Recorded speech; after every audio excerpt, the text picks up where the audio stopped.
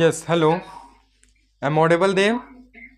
Yes, sir, you're Yes. audible. So, first of all, good evening. Good evening, sir. Yes, how are you? Fine, sir. How are you, sir? I'm also fine, thanks. So, as in the last class, we learned area, है ना? Basic concept about area, and after that, we learned formula for area of a square, है ना? Right? So, can you tell me what do you know about the area? Sir, what do you know about area? Yes, area से आप क्या समझते हैं या फिर area के बारे में आप क्या जानते हैं? जो भी चीज मैंने कल एक्सप्लेन किया था, जस्ट टेल मी, है ना, कि एरिया क्या होता है, ठीक ना? Area means Yes, sir. What is area? Area is an amount of space inside and 2D good. shape, area is a, you can say, which tells you something how much surface or something covers. yes, very good, है ना?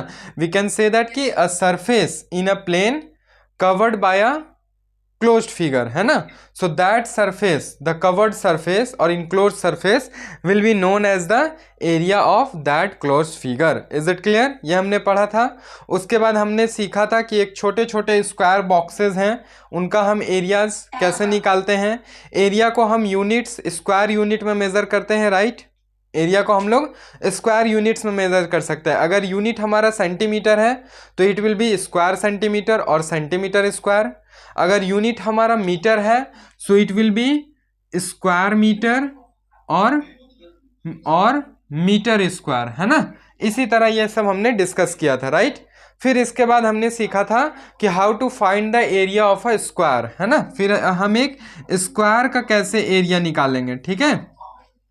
Clear है, ठीक ना? अच्छा, यहाँ पे जो आप स्क्वायर देख रहे हैं और ये जो स्क्वायर जो हमने फिगर वाला स्क्वायर पढ़ा है, ये दोनों अलग अलग हैं, ठीक है? ये दोनों एक चीज नहीं है. ये हमारा फिगर वाला स्क्वायर है और ये स्क्वायर वो हमने यूनिट में पढ़ा था, है ना, कि जब हम दो, when we will multiply the two same number, है ना, then we will get its square. जैसे कि अगर हम 2 इंटू 2 करते हैं तो हम लोग 2 का स्क्वायर पाते हैं, right? We get the square of 2, that is 4. So ये वाला स्क्वायर की यहाँ पे बात हो रही है, ठीक है, कि अगर सेंटीमीटर इंटू सेंटीमीटर होगा so it will be centimetre square, और we can say that square centimetre, ठीक है? तो यहाँ पे इस स्क्वायर की बात हो रही है, ना कि फिगर वाले स्क्वायर को समझिएगा. क्लियर है, ठीक ना? तो ये सारा चीज हमने पढ़ा था. इसके बाद हमने पढ़ा कि स्क्वायर का जो एरिया होता है उसका फॉर्मूला क्या और कैसे निकालते हैं, वो फॉर्मूला कहाँ से आया है, कैसे आया है, ये सारा चीज को हमने जाना था. Is it clear? Now today we will learn about area of a rectangle. Today we will learn about area of a rectangle, है ना? So just give the heading.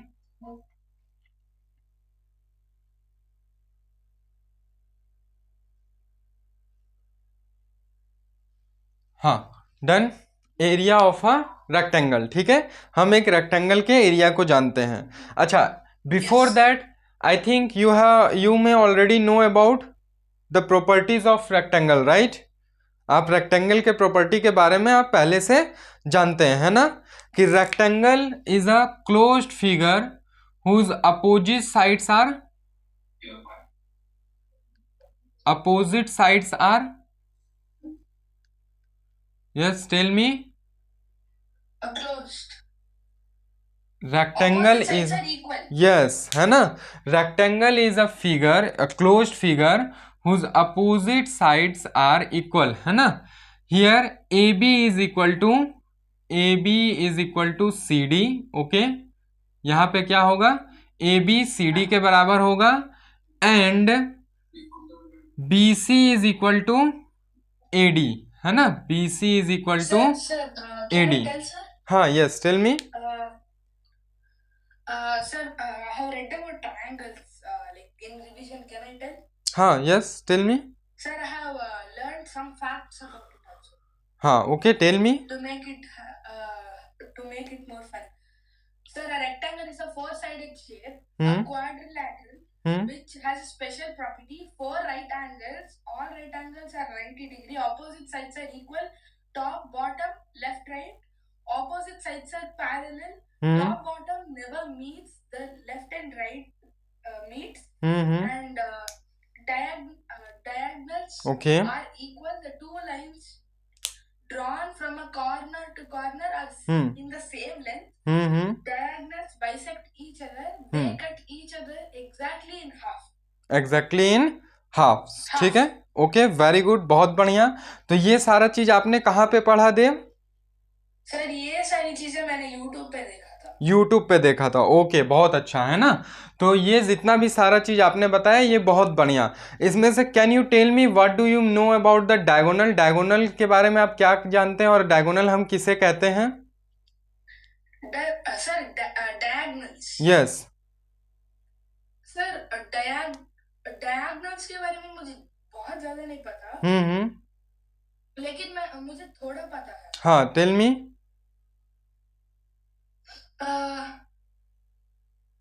Sir, diagonals is a line segment that joins one corner of a shape to opposite corner. Okay, very good. हाँ, yes, good है ना? In rectangle, if you draw a line, top left corner, the bottom right corner है ना? Right corner to bottom left corner. Very good. यही हमारे diagonals कहलाएंगे। Sir, important facts about diagonals in rectangle. Yes. There are two diagonals. There are two equal lengths. They cut each other in half. Yes. Bisect each other. Yes, very good है ना। चलिए, बहुत बढ़िया। इसका मतलब आपका basic concept clear है। Okay, is it clear? हाँ, okay. Now okay Dev, so let's see here rectangle, as we know that कि opposite two sides are equal है ना। बस इसी कॉन्सेप्ट्स को हम लेके अभी चलते हैं, ठीक ना। देखिएगा यहाँ पे कि जैसे हमारे पास एक रेक्टेंगल है, मान लेते हैं हम कि इसका लेंथ जो है वो लेंथ कितना है, 6 सेंटीमीटर है। So A B equal to C D and it will be equal to what will be the measurement for A B is equal to C D and it will be equal to the length, what will be the length? It will be 6 centimeter, 6 centimeter है ना। Similarly, suppose BC and AD are breadth, right? BC and AD are breadth. So let it as 4 centimeter. Their measurements are 4 centimeter. It's mean BC equal to AD and it will be equal to the measurement of BC and AD. BC and AD, it will be equal to, both 2. How? Both are equal to 4 centimetre है ना। बस आपको देख के ही जवाब देना है, ठीक है। ये क्लियर हो गया, ठीक है। अब देखिए हम कैसे फाइंड करते हैं इसके एरिया को, ठीक है। हम इसके एरिया को कैसे फाइंड करेंगे, लेट्स सी हियर। मैं इसी फिगर को थोड़ा यहाँ बड़ा बना रहा हूं, ठीक है, ताकि हाँ सर 1 मिनट मेरी मम्मी को बुला लेते। Yes, sure. ये सब सो लेट्स सी हियर। मैंने इसी ट्रायंगल को यहाँ पे थोड़ा बड़ा बना दिया है ताकि आपको समझ में आए, ठीक है। But the lengths are same, length and breadth are same, okay. The same triangle, this is the same triangle ABCD, where AB is equal to CD and it is equal to 6 centimeter and BC is equal to AD, it is equal to 4 centimeter, okay, clear है। अब देखिए इस 6 centimetre को हम क्या करेंगे, small columns में divide करते हैं, ईच ऑफ 1 सेंटीमीटर, ठीक है, क्लियर है। ये 6 सेंटीमीटर्स को हम इक्वली 1 सेंटीमीटर के कॉलम्स में डिवाइड करते हैं, ठीक है। 4, 5 and 6. Wait a minute, okay, just wait.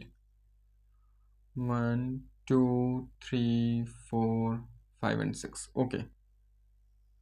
See, 1, 2, this is 3, 4, 5, 6, okay. Each are of 1 centimeter, ठीक है। Let be the length is each of 1 centimeter, okay. Similarly here 4 centimeter, the AD is 4 centimeter, so we will divide it in 4 columns, 4 rows, each of 1 centimeter. Okay, each of 1 centimeter. In 4. Let's see here. 1, 2, 3 and 4. Okay, as here the length of each one is 1 centimeter. Okay, so you will get a small square, right?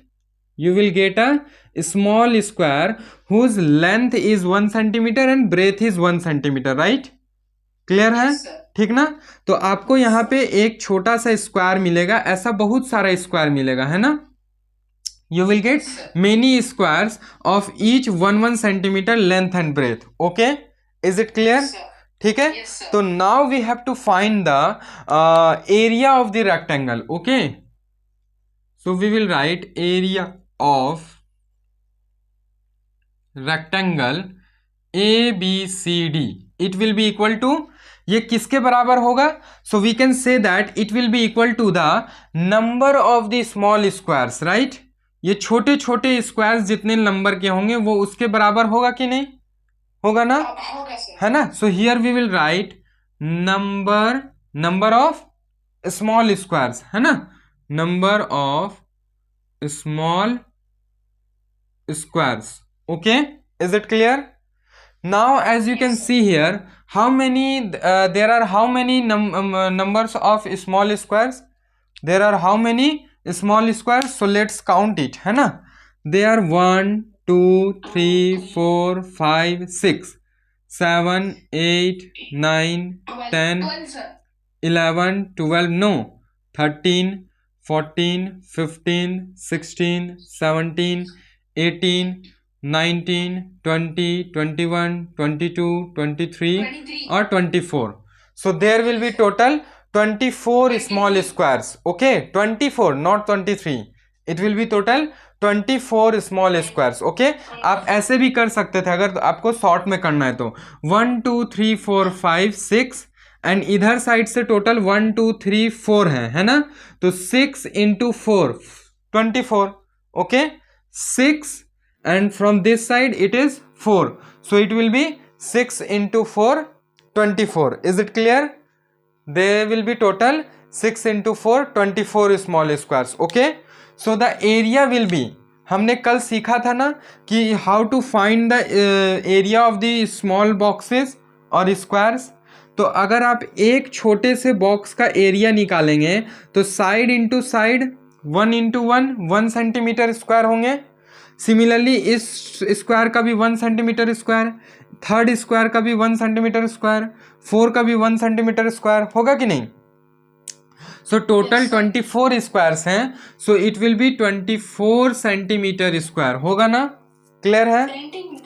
हाँ, yes, each is of 1 centimetre ना, so it will be total 24 centimetre square. Okay, अब इस 24 को हम break down करके 4 and 6 के term में ऐसे लिख सकते हैं ना, 6 सेंटीमीटर मल्टीप्लाई 4 सेंटीमीटर लिख सकते हैं दिस 24 को.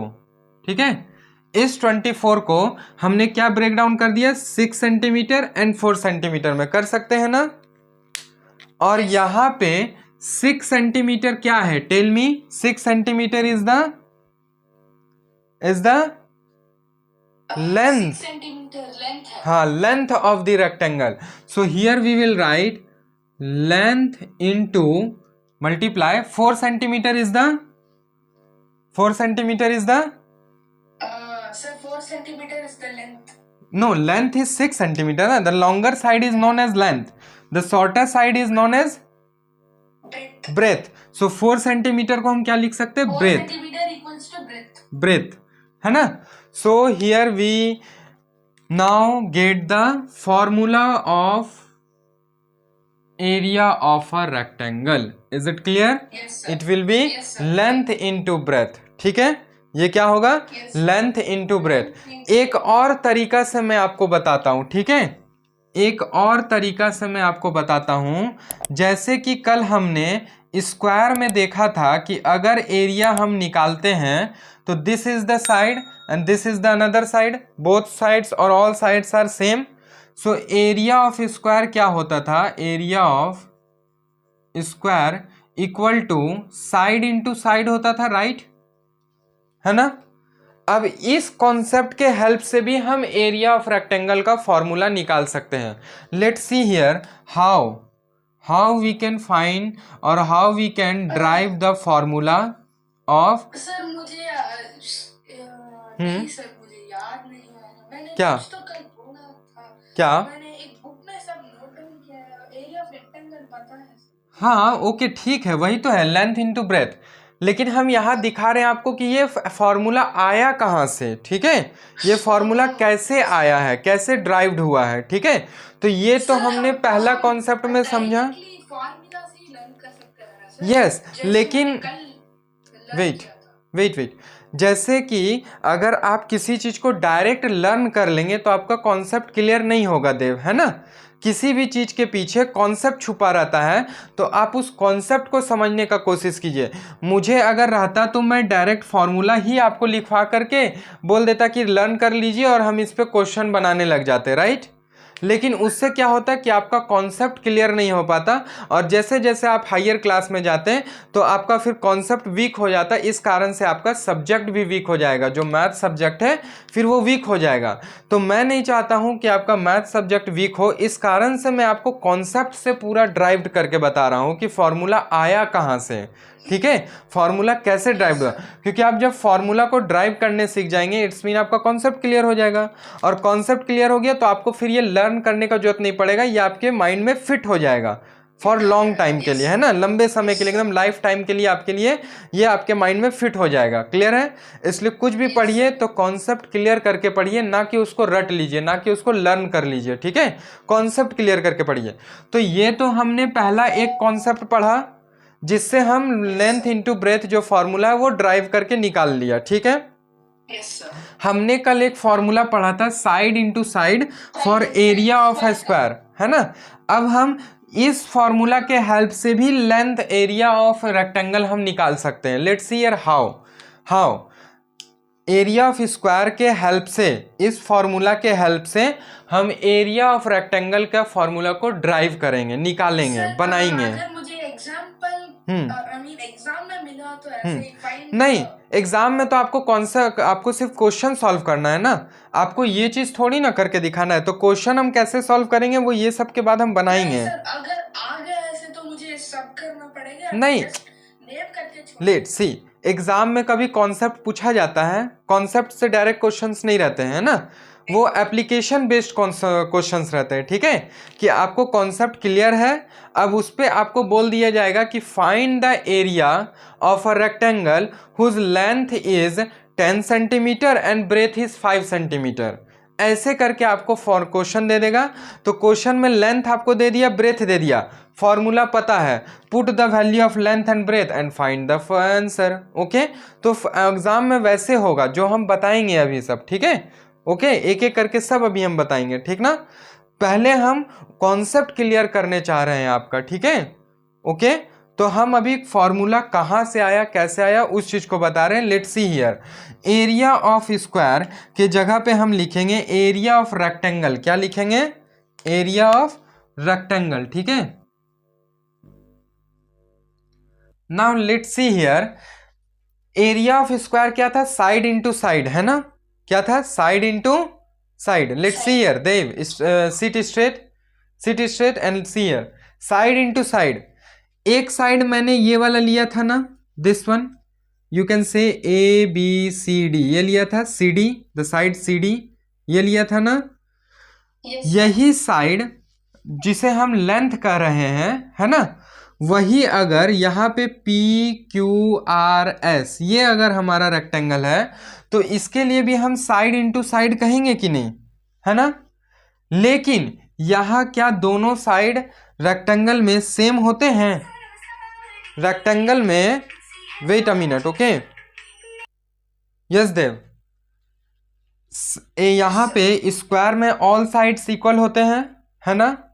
इसीलिए मैंने यहाँ डायरेक्ट साइड इंटू साइड लिख दिया, क्योंकि साइड कुछ भी हो, चारों साइड तो बराबर है कि नहीं। तो यहाँ हम साइड इंटू साइड लिखें, बात एक ही है है ना।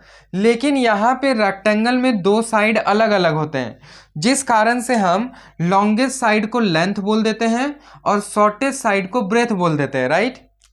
तो ठीक उसी तरह अब इस फॉर्मूला से हम रेक्टेंगल के फॉर्मूला को ड्राइव कर लेंगे कि लॉन्गेस्ट साइड हमारा क्या है, एक साइड हमारा क्या है, लेंथ, क्या कहला रहा है, length. So we will write here length, और दूसरा साइड जो है उसके लिए हम क्या लिख देंगे, क्या लिखेंगे, breadth. For this one we will write breadth, okay. हाँ, so our formula will be for the area of rectangle it will be length into breadth, और ये हमने फॉर्मूला ड्राइव कर लिया easily with the help of the formula of area of a square, okay. Clear है। So दोनों concept से I hope आपको समझ में आ गया होगा कि एरिया ऑफ जो रेक्टेंगल है वो फॉर्मूला कहाँ से और कैसे आया, कहाँ से और कैसे आया, मीन्स हमने ड्राइव कैसे किया इसे, ठीक है।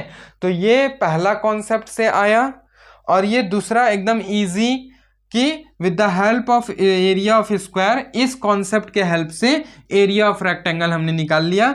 मैं अगेन बता देता हूं कि स्क्वायर में दोनों साइड इक्वल होते थे, इसलिए हमने साइड इनटू साइड लिखा। रेक्टेंगल में दो अलग अलग साइड होते हैं, लंबे वाले साइड को लेंथ बोलते हैं, shortest side is known as breadth.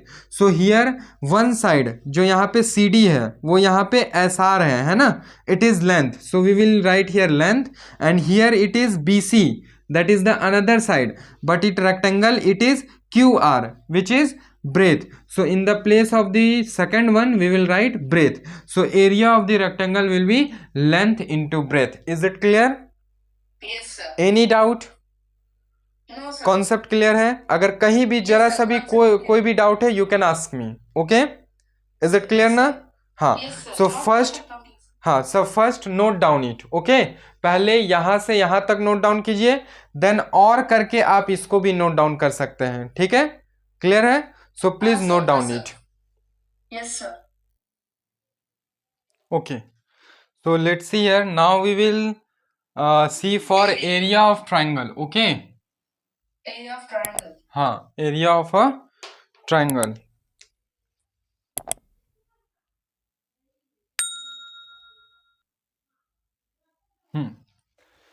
So area of a triangle है ना। Let's see, first we will draw a rectangle, okay. Yes sir. यहाँ पे हम लोग एरिया ऑफ ट्राइंगल का जो फॉर्मूला है वो कैसे आया है, कैसे ड्राइव्ड हुआ है, इस चीज को हम लोग देख रहे हैं, ठीक ना। यहाँ पे हम देखने जा रहे हैं कि एरिया मे बी आप एरिया ऑफ ट्राइंगल का फॉर्मूला जानते होंगे, ओके। लेकिन हम अब जानेंगे कि वो एरिया ऑफ ट्राइंगल जो आपने अभी तक उसका फॉर्मूला पढ़ा है वो फॉर्मूला कहाँ से आया, कैसे ड्राइव्ड हुआ है। कल थोड़ा हाँ, ओके ओके, नो प्रॉब्लम, ठीक है, कोई बात नहीं। हाँ ओके, कोई बात नहीं, लेकिन हो सकता आपने स्कूल में या पहले प्रीवियस क्लासेस में, है ना, 5th क्लास 6th क्लास में भी आप पढ़ा होगा, ठीक है। तो हम देखेंगे वो फॉर्मूला कहाँ से आया, ठीक है। Let's see here, this is a rectangle A C B C D, okay. हम इस रेक्टेंगल पे क्या करेंगे, we will take a point on A B, ठीक है। ये जो ए बी हमारा साइड है, इस साइड पे हम एक कहीं पर भी, you can take anywhere on the line A B और on the side A B, ठीक है। इस मिडिल में भी ले सकते हैं, है ना, कहीं भी ले सकते हैं, मिडिल में भी, लेफ्ट साइड, राइट साइड, कहीं पर भी आप ले सकते हैं, ठीक है। हाँ, बस कॉर्नर पे नहीं लेना है, ठीक है। या फिर आप चाहेंगे तो उस पे भी ले सकते हैं, ठीक है। लेकिन अभी हम स्टार्टिंग लर्निंग स्टेज पे हैं, इसीलिए हम यहाँ ले रहे हैं, ठीक ना। इस पॉइंट को हम मान लेते P, this is P, this is the point P, okay. हाँ, now let's join P and D, okay, join P and D, okay. Is it clear? Yes sir. I will denote it as by dotted line, okay? Yes sir. Dotted line से हम दिखा रहे हैं ताकि आप ये समझ पाए, ठीक है।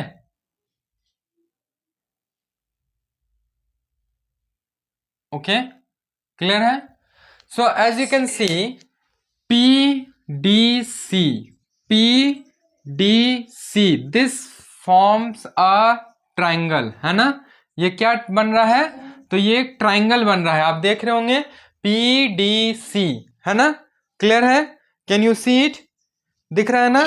कि ये PDC एक ट्राइंगल बन रहा है। ओके, अच्छा, हमने जो रेक्टेंगल लिया था ABC, तो उसका लेंथ जो है, ठीक है, AB and CD will be equal होगा, it will be equal.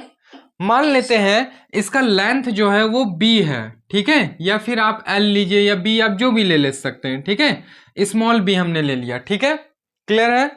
Okay, और जो length and the other side जो कि हमारा ब्रेथ है, ठीक है, जो हमारा ब्रेथ है BC is equal to AD, इसको हम मान लेते हैं H, ये कितना का है? H सेंटीमीटर, ठीक है, H सेंटीमीटर, हमारा ये वेरिएबल है ना, तो हम कोई भी वैल्यू मान ले रहे हैं यहाँ पे कि ये H है, ठीक ना? ये हो गया sorry, this is not breadth, ठीक है, दिस इज द लेंथ, और जो लेंथ का वैल्यू है in the terms of variable we consider और we assume it as B, और दिस इज द ब्रेथ, है ना, BC and AD, so its value in the variable we consider is as H, ठीक है, clear है? क्यों हम B और H ले रहे हैं? क्योंकि यही चीज हमारा ट्राइंगल के फॉर्मूला में जाके निकालेंगे, तो वहां पे आपको कंफ्यूजन ना हो, इसलिए पहले ही हम B और H करके ले लिए, ठीक है? अच्छा, now let's draw a perpendicular line, है ना, हमें क्या करना है? परपेंडिकुलर लाइन ड्रॉ करना है from the point P on the line CD, ठीक है, यहां से हम क्या करेंगे? एक परपेंडिकुलर लाइन ड्रॉ करेंगे, ठीक ना? ठीक है, जो कि मान लेते हैं पॉइंट O पे मीट कर रहा है, ठीक है, किस पॉइंट पे आ रहा है? O पे, on the CD, on the CD पे पॉइंट O पे ये आके गिर रहा है, तो जो PO होगा, अब थोड़ा सा यहाँ पे माइंड लगाना है, थोड़ा सा एकदम एक कॉन्सेप्ट लगाएंगे कि जो BC का हाइट है या जो लेंथ है, मीन्स जो हमारा ब्रेथ है ये ना, तो BC का जो डिस्टेंस है वही डिस्टेंस PO का भी होगा और वही AD का भी होगा कि नहीं? क्योंकि ये रेक्टेंगल है ना, AB and CD are parallel lines, right? Means the length between AB and CD is equal, है ना, at any point, so BC, PO और AD ऑल आर इक्वल, होगा ना? तो अगर BC मेरा H है तो PO भी कितना होगा? H होगा, और AD भी हमारा H होगा, क्लियर है? क्लियर ना? अब हम यहां से क्या करेंगे कि we will find the area of triangle, ये मैंने उस दिन भी बताया था, ट्रायंगल का साइन दे रहा हूं, है ना, PDC, किस ट्रायंगल को? PDC इक्वल टू, ठीक है, क्या लिखेंगे? एरिया ऑफ ट्रायंगल PDC, ठीक है, ओके, हाँ, नाउ लेट्स सी हियर, इस जगह, हाँ, कुछ नहीं सर, ओके, अच्छा, इस ट्रायंगल को हम ऐसे लिख सकते हैं, area of PDO this one plus area of POC this one. First of all we will take the area of this one, this side, okay, plus area of this side. ऐसे हम कर सकते हैं ना, दो अलग अलग पार्ट में कर सकते हैं ना। हम यहां पे ले सकते हैं area of triangle PDO plus area of triangle POC, लिख सकते हैं POC, क्लियर है? लिख सकते हैं ना। मैंने ये द होल ट्रायंगल को PDC को दो पार्ट में डिवाइड कर दिया इन टू इक्वल पार्ट्स, नहीं इक्वल नहीं, सो जस्ट टू पार्ट्स में डिवाइड कर दिया। This is the first part PDO and this is the second part POC, ठीक है, दो पार्ट में डिवाइड कर दिया, क्लियर है? ठीक ना। अब यहां पे देखिएगा थोड़ा, ये जो एरिया ऑफ PDO है इसको हम लिख सकते हैं हाफ ऑफ दी या फिर हाफ मल्टीप्लाई, है ना, ऑफ, वही एक ही चीज है, of area of rectangle PADO, ठीक है, area of, yes, rectangle PADO, ये लिख सकते हैं ना। देखिए from the point P to the point D, एक डायगोनल हम यहाँ पे ये ड्रॉ कर रहे हैं, कह सकते हैं। फॉर द रेक्टेंगल PADO, ये एक हमारा रेक्टेंगल बन रहा है, कैन यू सी इट, है ना? और ये वाला जो पार्ट होगा वो इस पूरे का हाफ है ना, क्योंकि PD यहाँ पे एज अ डायगोनल एक्ट कर रहा है ना, फॉर द रेक्टेंगल PADO, ठीक है। तो डायगोनल है तो ये 2 इक्वल पार्ट्स में डिवाइड करेगा इस पूरे रेक्टेंगल को, PADO रेक्टेंगल को। तो ये पार्ट जो है वो half of the whole part हो जाएगा। वही चीज लिखे हम, half area of rectangle, short form में AR.RECT फुल स्टॉप और डॉट, है ना, not full stop, dot, okay. So area of rectangle PADO plus area of triangle POC को भी हम ऐसे लिख सकते हैं कि area of rectangle PBCO half of the area of the rectangle PBCO लिख सकते हैं ना, क्लियर है, ठीक ना। इसके लिए हम लिख देंगे यहाँ पे half of the area of rectangle PBCO, clear है, ठीक ना। ये अगेन देखिएगा, एरिया ऑफ ट्रायंगल PDO को मैंने इस तरह लिखा है, half of the area of rectangle PADO इसका हाफ, ये वाला एरिया हो गया, ओके, दिस वन, ठीक ना। And area of triangle PCO को मैंने इस तरह लिखा है, POC को किस तरह लिखा है कि half of the area of rectangle PBCO। Again यहाँ पे PC act as a diagonal for rectangle PBCO, so it will divide it into 2 equal parts, this is the first part and this will be the second part, है ना। so हम इस part को लिख सकते हैं कि this is the area of half of the whole part, right, लिख सकते हैं। सो बस वही मैंने लिखा है POC, ये वाला पार्ट को half of the area of the PBCO, ठीक है, क्लियर है, क्लियर ना। अब यहां से देखिएगा कि दोनों में जो हाफ हाफ है उसको मैं कॉमन ले लेता हूं, ठीक है, उसको मैंने क्या कर लिया, कॉमन ले लिया। तो यहां पे हो जाएगा area of rectangle PADO plus area of rectangle PBCO, ऐसे हम लिख सकते हैं ना। दोनों में से हाफ मैंने कॉमन ले लिया, क्योंकि जब आप ब्रैकेट खोलिएगा तो ये हाफ इससे मल्टीप्लाई होगा, देन इस वाले टर्म से मल्टीप्लाई होगा, है ना।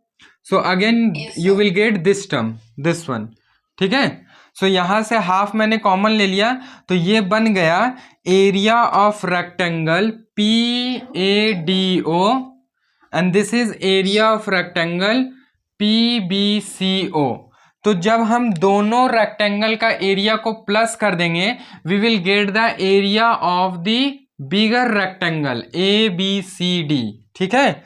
तो हमें क्या मिल जाएगा, दिस, ये हाफ को एज इट इज लिख दिया हमने, और यहां पे हमें मिल जाएगा एरिया ऑफ रेक्टेंगल, देखिएगा PADO this one, okay, plus area of rectangle this one PBCO। तो हमें पूरा रेक्टेंगल मिल जाएगा। तो हम यहां लिखेंगे एरिया ऑफ रेक्टेंगल ABCD, ये हमें क्या मिल गया, एरिया ऑफ रेक्टेंगल ABCD, ठीक है।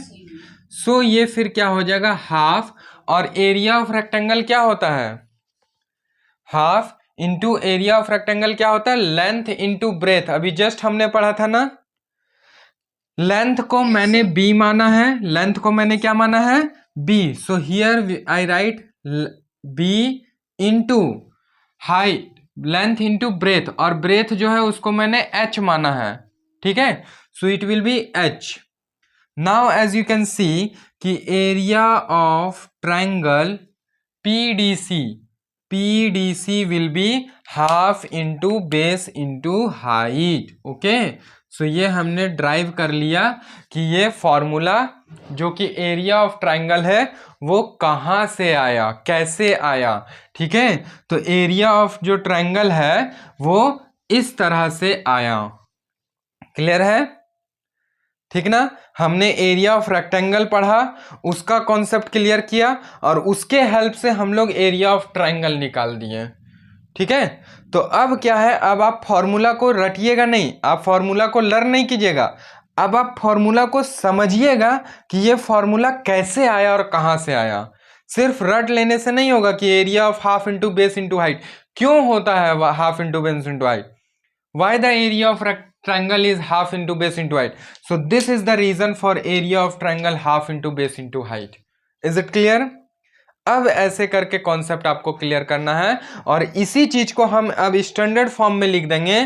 तो लिखेंगे कि एरिया ऑफ ट्रायंगल, ठीक है, एरिया ऑफ ट्रायंगल ये इक्वल होता है हाफ इंटू, देखिए हाफ इंटू बेस, क्या हो जाएगा, बेस। ठीक है, ये हमारा इस ट्रायंगल का बेस है ना, ट्रायंगल पीडीसी का ये क्या है, बेस है, इनटू हाइट दिस वन, और यही हाइट यहाँ पे क्या है, परपेंडिकुलर है ना, और इसको हम लोग एल्टीट्यूड भी कहते हैं। ठीक है, and this is the corresponding altitude of CD, है ना, द बेस। ठीक है, तो जो हम बेस लेंगे उसके करस्पॉन्डिंग एल्टीट्यूड को लेंगे, किसको लेंगे, you are on mute, corresponding altitude, हाँ corresponding altitude, okay, is it clear, yes sir, clear है, corresponding yes sir, altitude, okay, altitude, just wait a minute, ठीक ना, करस्पॉन्डिंग एल्टीट्यूड को लेंगे। ठीक है, कि half into base into height जो हम कहते हैं वही क्या है, half into base into corresponding altitude. ठीक है, करस्पॉन्डिंग एल्टीट्यूड क्यों लिखे हैं, क्योंकि अगर आप कोई भी ट्रायंगल लेते हैं, देखिए है ना, जैसे कि हम ये ट्रायंगल ले रहे हैं ए बी सी, ठीक है, ये हमारा एक ट्रायंगल है, तो अगर हम इसमें टोटल 3 एल्टीट्यूड्स निकल सकते हैं, है कि नहीं, अगर हम बेस BC को मान रहे हैं तो एक from the A this will be altitude, okay, so इस टाइम में अगर हम बेस ये लेंगे तो हमारा एल्टीट्यूड ये हो जाएगा ए, और मान लेते हैं ये D पॉइंट है। अगर हम AB को बेस मानेंगे तो ये पॉइंट से जो लाइन जाएगा ये हमारा मान लेते O है, सो CO will be the altitude, corresponding altitude for AO। And अगर हम AC को बेस मान रहे हैं, किसे, AC को अगर हम बेस मान रहे हैं, सो ये क्या हो जाएगा, पॉइंट B से हम लेंगे और ये एल्टीट्यूड यहाँ से क्रॉस होकर के मान लेते P पॉइंट पे टच करेगा। ठीक है, तो एक ट्रायंगल में 3 एल्टीट्यूड्स होते हैं, अगर आप अलग अलग साइड्स को बेस मान रहे हैं तो 3 साइड्स हैं तो 3 एल्टीट्यूड, तो आप जिसको बेस मानेंगे उसके करस्पॉन्डिंग एल्टीट्यूड्स आपको लेने हैं। ठीक है, so we can say that कि there can be 3 base and 3 corresponding altitudes of a triangle. So the perpendicular drawn from the opposite vertex, perpendicular drawn from the opposite vertex, ठीक है, perpendicular drawn from the opposite vertex on that side is the, on that side this one, okay, so is the height or altitude of the triangle। ठीक है, clear है, अगर हम AO को हम base मान रहे हैं तो इसके अपोजिट साइड में जो वर्टेक्स है वहां से जो परपेंडिकुलर आएगा CO वो हमारा एल्टीट्यूड हो जाएगा फॉर AB बेस। अगर हम AC को बेस मान रहे हैं तो इसके अपोजिट साइड जो वर्टेक्स है B, वहां से जो एक परपेंडिकुलर खींचेंगे BP, वो हमारा एल्टीट्यूड हो जाएगा टू द बेस AC। ठीक है, और तो ये तो सिंपल आप देख रहे हैं कि अगर BC हमारा बेस है तो A पॉइंट से जो अपोजिट वर्टेक्स है A, वहां से जो हम परपेंडिकुलर खींचेंगे AD, ये हमारा एल्टीट्यूड होगा for the base BC। Clear है, और एनी डाउट?